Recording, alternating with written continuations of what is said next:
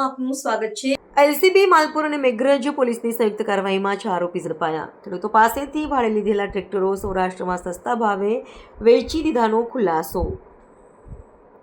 20 tractor, એક JCB અને 10 trolley સહિત ₹4 કરોડથી વધુનો મુદ્દામાલ જપ્ત। માલપુર અને મેઘરજ પોલીસમાં નોંધાયેલી ફરિયાદોના આધારે કાર્યવાહી। કોર્ટ દ્વારા તમામ 4 આરોપીના 3 દિવસના રિમાન્ડ મંજૂર। કૌભાંડમાં અન્ય સંડોવાયેલા શખ્સો સુધી પહોંચવા પોલીસની તપાસ તેજ બની।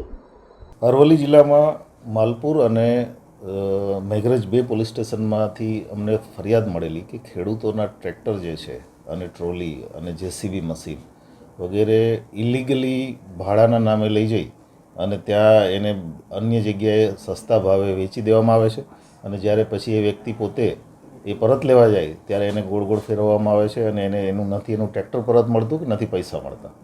આ પ્રકારની ફરિયાદના આધારે માલપુર અને મેઘરજ બંને પોલીસ સ્ટેશનમાં અમે એફઆઈઆર દાખલ કરેલી। જે તે સમયે અમે એફઆઈઆર દાખલ કરી ત્યારે ટોટલ 40 ટ્રેક્ટરની એફઆઈઆર હતી।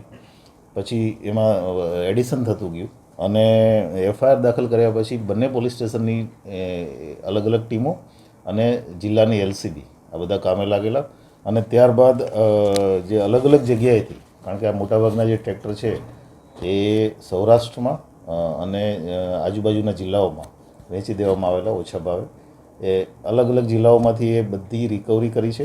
અત્યાર સુધીમાં ટોટલ અમે 20 ટ્રેક્ટર, એક જેસીબી અને 10 ટ્રોલી રિકવર કરી શક્યા છીએ।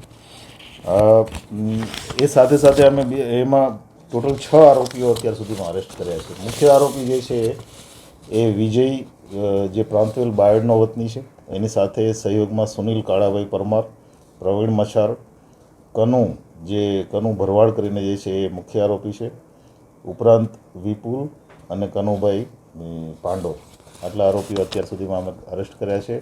આરોપીઓના 3 દિવસના રિમાન્ડ ઉપર છે। હજી આગળ એણે ટ્રેક્ટર જ્યાં જ્યાં પણ વેચ્યા છે અત્યારે પણ અમારી ટીમ અન્ય જગ્યાઓએ આ આરોપીઓ સાથે મૂવમેન્ટમાં છે અને આ રિકવરી માટે થઈને અમે પૂરેપૂરા પ્રયત્નો કરી રહ્યા છીએ। ટોટલ બંને પોલીસ સ્ટેશનમાં થઈ અને અમે લગભગ 4 કરોડની મુદ્દામાલની રિકવરી કરી છે અને આપના માધ્યમથી લોકોને પણ અપીલ છે કે આવા પ્રકારના ફ્રોડના ભોગ બનેલા હોય ખેડૂતો કે કોઈ પણ લોકો, તો એ તાત્કાલિક પોલીસ સ્ટેશનના નજીકના પોલીસ સ્ટેશનનો સંપર્ક કરે। એક બીજું કે ભવિષ્યમાં ક્યારેય આવી પ્રકારની જે લાલચ આપીને જે ટ્રેક્ટર ભાડે લઈ જાય છે તો એના પ્રોપર ડોક્યુમેન્ટેશન વગર અને પ્રોપર લીગલ કાર્યવાહી વગર એને કોઈને પણ આવી રીતે ટ્રેક્ટરો કે કોઈ પણ સાધન સામગ્રી ભાડે ના આપે।